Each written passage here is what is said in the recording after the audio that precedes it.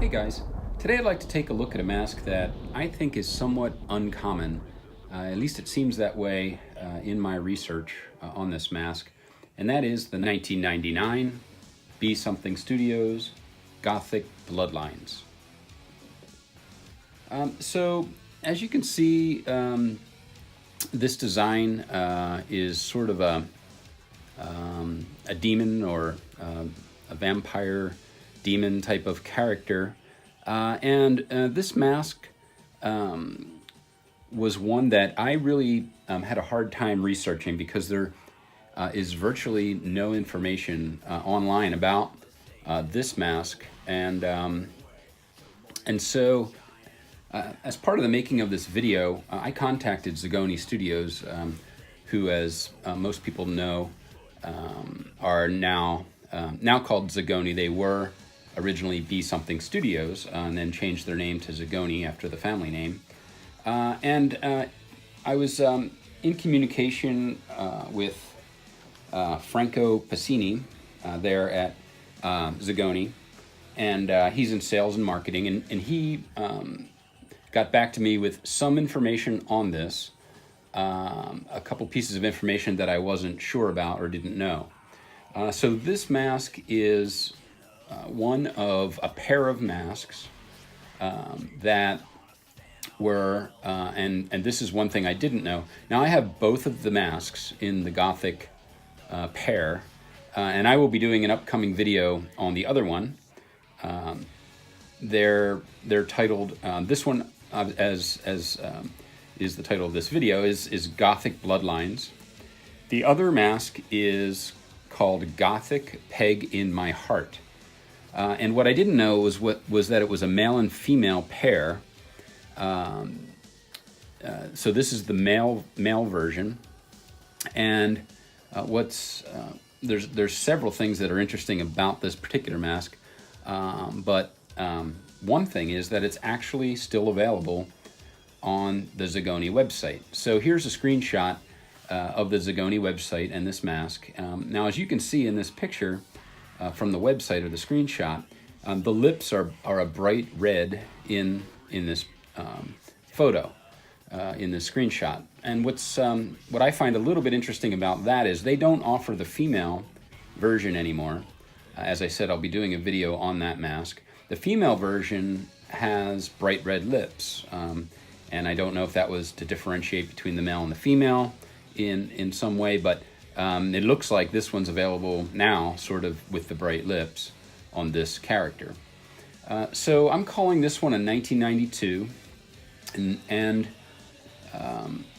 it's very difficult to find any real information. So Franco was researching the sculpt date on this, or the first availability, and if he gets back to me before I do film that video on the female version, Gothic Peg in My Heart, I will certainly fill everybody in on that information. But if anybody watching this video has any information about the availability of this, or any really catalog photos or anything, I would appreciate it.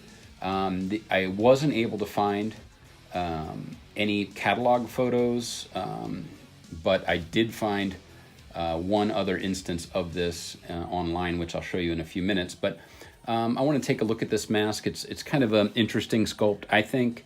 Now, on the tag, this is the original tag, it does say artwork by Bill Yeastrom. Now, there's a couple of interesting things about that. So the first one being that it does not have in the latex, in the original mold, it doesn't say bye-bye anywhere on the mask. It has no information in the latex, cast into the latex. So a lot of Bill Yeastrom's sculpts would say bye-bye by Bill Yeastrom in the sculpt. This does not have that information. So the way it was phrased, artwork by Bill Yeastrom, I wasn't sure if he actually sculpted it. And Franco at Zagoni did tell me that he did sculpt this mask. It's kind of a nice sculpt. I think it's a similar look to Gothic Peg in My Heart. The fangs here, you can see how they go up above the jawline. and it has sort of an interesting brow treatment there. What's also kind of interesting and a little bit amusing is that, and you can't see it in this video, I'm sure, but they misspelled Bill Yeestrom's name on this tag. It says Bill Yeestorm. It's Ystorm. And I expected to see that same misspelling on the female version, but actually on the tag on the female version, it's spelled correctly. So on this particular run of tags, it's spelled Bill Yeestorm instead of Yeestrom. Now it also says, so it says made by hand at Be Something Studios in Chicago. So they're outside of Chicago to this day, Zagoni Studios. Distributed by Franco-American. So Franco-American Novelties was a longtime distributor of Be Something Studios masks. And that is actually how I ended up finding one other instance of this mask appearing online. So I went to archive.org, the Wayback Machine, where you can see previous versions of websites. And so I found it on the Zagoni site from 2010. But I also went back and found this Franco-American ad, or version of the website that also features this mask. But other than that, I really can't find anything else online. So the tag that's sewn in the mask, as I mentioned, I'm calling this a 1992 because it says 1999. Because it says copyright 1999 on that sewn-in tag. But I really don't know if that's when the mask started, because, of course, if it had come out a couple years after that, it would possibly still carry that tag with an earlier copyright date. And so I like the fact that this has the original tag on it, as does the other one, Gothic Peg in My Heart. Has some fun information here on the tag. On the back it says, for a professional look, before using, apply greaseless stage makeup or makeup stick around eyes. And then it says available in stores that want the best for their customers. And then on the inside, you can see the original price of $25 here, but on the inside it's kind of has some fun stuff. It says, to our customers, a couple of things to remember while wearing masks. Stairs, porches, and high place require special attention to time and space. Please don't drive. Have some compassion if you're scaring somebody. And then masks should not be worn while, if allergic to latex, sleeping, by open flames, smoking, driving, swimming, crossing streets, playing sports, eating, drinking any beverage. If you must drink, a straw works best. If there's anything on this card you do not understand, ask a grown-up.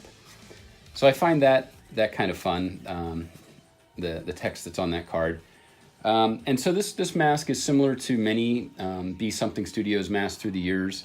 It has it's sort of a 3/4 mask, and it has an elastic strap around the back, and then it has this cloth hood that covers the back of the neck and can be brought around to the front. It does not have any kind of closure in the front, no Velcro or any other kind of closure.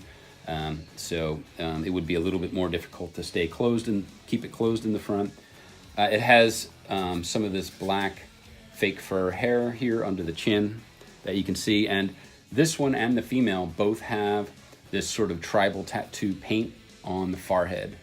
And this one you can see, it looks like it maybe bled under the template there a little bit, but the paint job generally is pretty good. I like it. The teeth have these deep draw fangs, and the teeth are chipped up, as you can see. So I can't really find a whole heck of a lot online about this mask. I really thank Franco Pacini for helping me with information on this mask. And as I said, I will be featuring the female version in an upcoming video. And if you have any further information on this mask that can help me, I'd appreciate that. One final note, the name here, Gothic Bloodlines. Bloodlines is shown as two separate words here. But as you can see on the current Zagoni site, it is one word, Bloodlines. So that's another slight variation in information that I could find. So anyway, this is the Gothic Bloodlines mask. And as always, thanks for watching, guys, and we'll see you next time.